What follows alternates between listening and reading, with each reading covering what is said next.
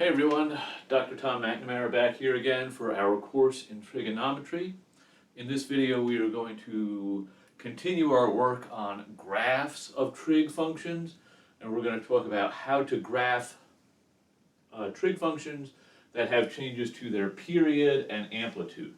Now in our previous video we saw which component of the function, which part of it will tell you have a change to the period. We haven't talked about amplitude yet, but let's review what we know here. So let's do an example.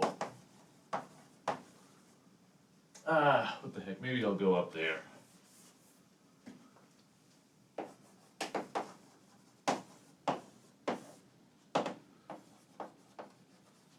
Graph 1,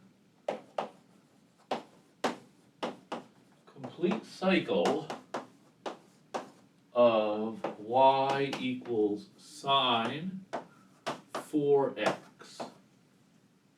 Okay, now, as we discussed last time, this multiplier here is going to change our period.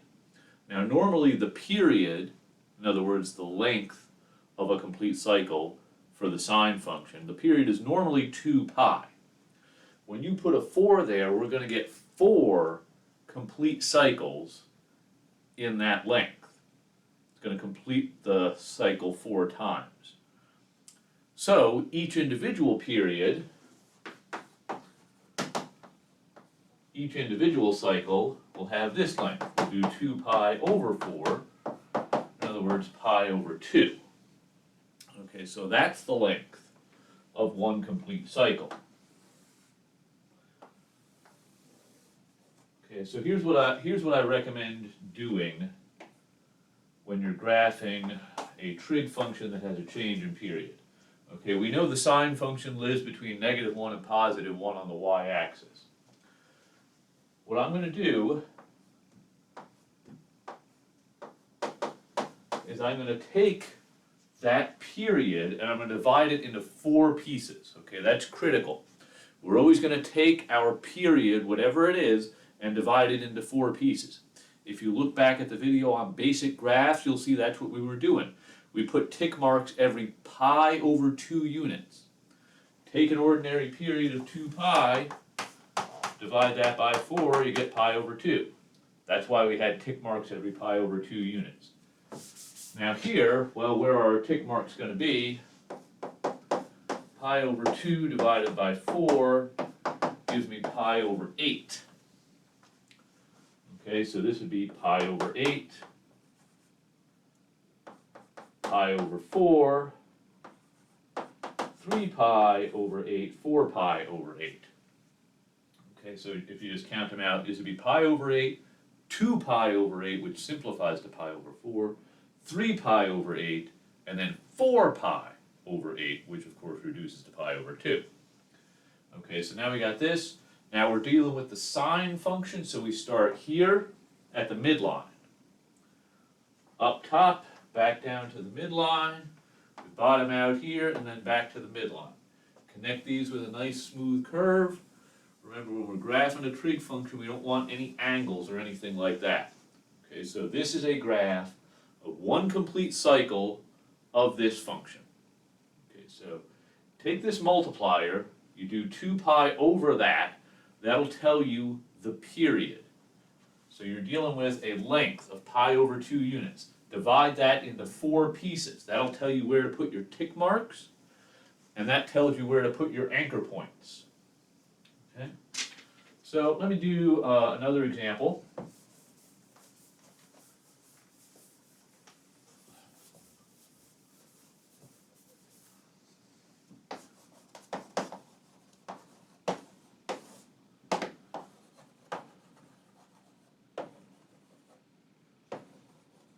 Graph one complete cycle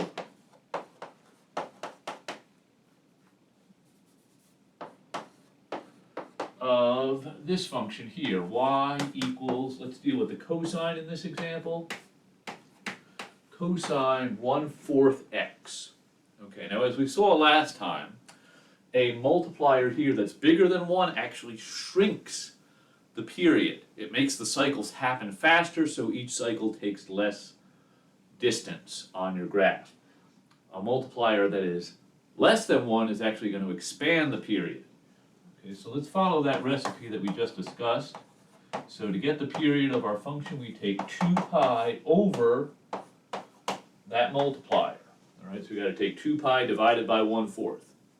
How do you divide by a fraction? Well, you multiply by the reciprocal. 2 pi times 4 over 1, so we get 8 pi. So that is our period. That's the length of one complete cycle.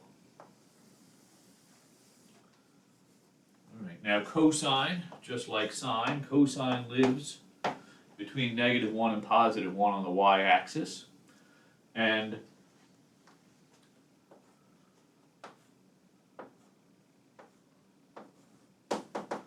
okay, so I got 8 pi, that's all the way out here.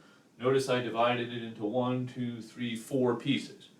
Okay, not hard to do the computation here. You want to take something that's length 8 pi, and you're dividing it into 4 pieces. Each length would be 2 pi. So you'd have 2 pi, 4 pi, 6 pi, and finally 8 pi, getting us to one complete cycle. Now we're dealing with the cosine function. Remember your basic graphs. Cosine function starts at the top. Then you're down to the midline. You bottom out here, back to the midline, and return to the top. We connect these with a nice smooth curve, and that's the graph of one complete cycle for this function. Okay, so by looking at the function's formula, we can determine the period. We look at that multiplier. That number is not the period, but we use it to get the period. We take 2 pi over that number. That gives us our period. That's going to tell us how to divide up the x-axis. We take that length, divide it into 4 pieces, and then we plot our anchor points. If you're dealing with cosine, you start up here at the top, down to the middle, bottom out, back to the middle, and up top. If we were dealing with the sine function, we'd start here, go up, back down, bottom out, and back to the middle.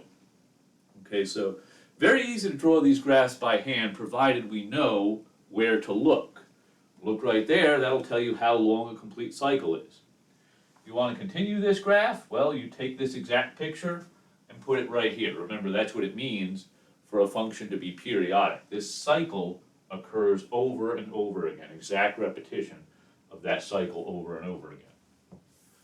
Okay, now, I mentioned a concept that we haven't actually discussed yet, so let's get to that.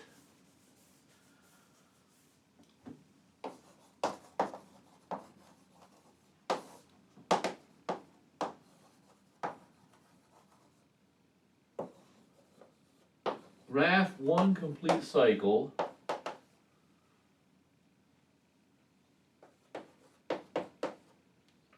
of, and let me change it up here, let me change where my multiplier is. Let's make it y equals 4 cosine x. Okay, so we still got a multiplier, but the multiplier is in a different spot.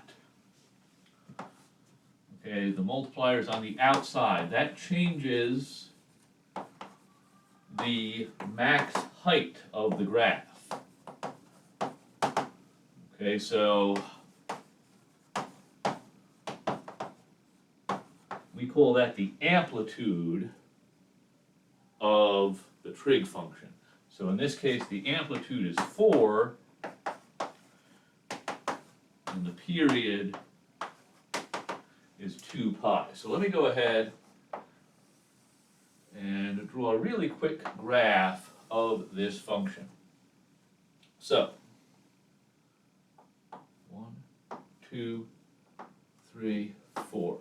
The amplitude of a trig function, sine or cosine, tells you the maximum distance that you're going to be from the midline. Okay, so an amplitude of 4 tells you that you are going to be going 4 above and 4 below the midline.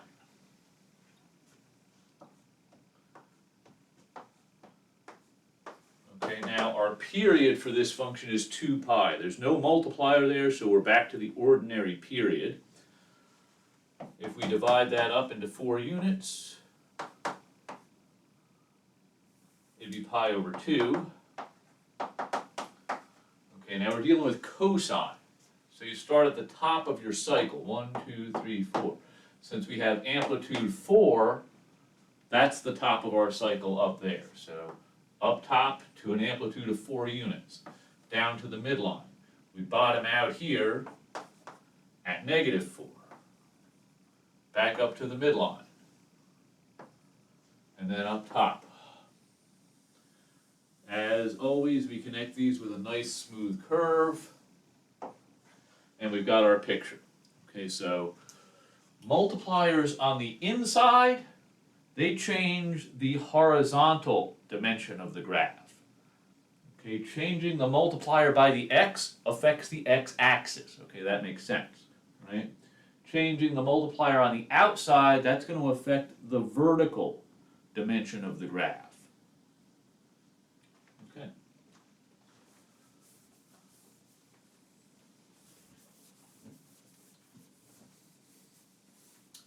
One more example. I want to do an example where we actually compress the amplitude. In that last example, we went from a typical amplitude of 1 to an amplitude of 4, so the graph got taller. Let's try another one here. We'll graph 1 complete cycle of y equals 1/3 sine x.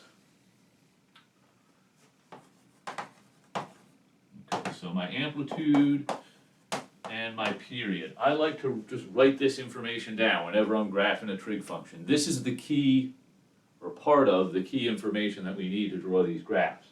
So my amplitude is 1/3, my period is 2 pi, right? Your multiplier there, I guess you could say there's a multiplier of 1, you take 2 pi over 1, you get 2 pi. All right, so on my x-axis, 1, 2, 3, 4. Remember, we're always going to divide up the period into 4 pieces. Pi over 2, pi, 3 pi over 2 in this case.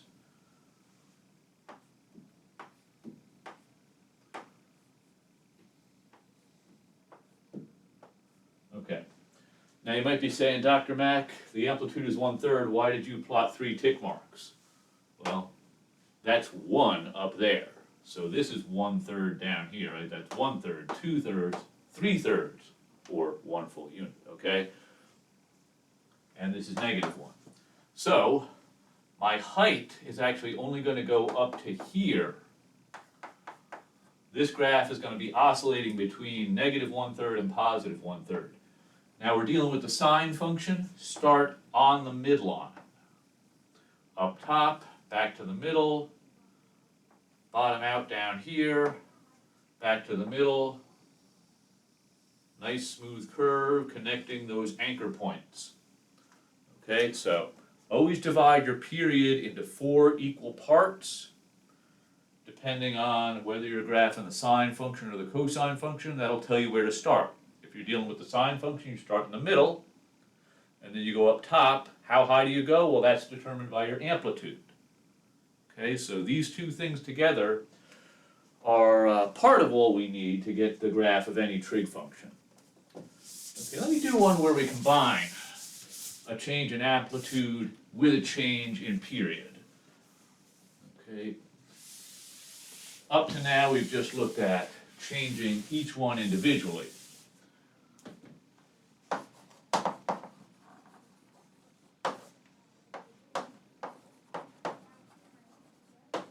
Okay, graph 1 complete cycle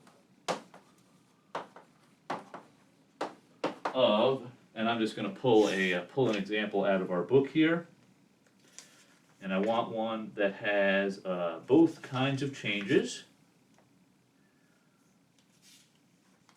Okay, let's do this one. We'll do y equals 2 sine, how about this one? 2 sine pi x.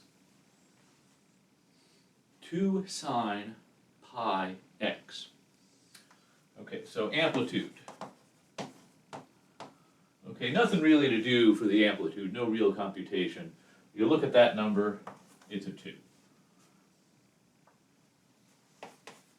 That's our amplitude. Now the period, okay, we take 2 pi over this number. Okay, 2 pi over whatever your multiplier is, that'll tell you the period. Of course, here the pi's cancel out, we're left with a 2.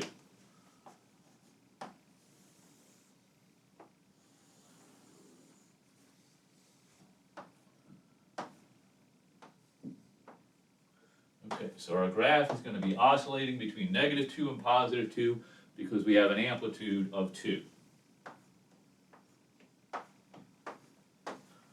That's 2. Remember, the period is telling us the length of one complete cycle. So these are our anchor points. Remember, we always divide these things into 4 units. Take 2 divided by 4, that's 1/2. So each tick mark on the x-axis should represent half a unit. 1/2, 2/2, 3/2, 4/2. We're dealing with the sine function again. Start in the midline. Up top, back down to the middle, bottom out over here, and then return.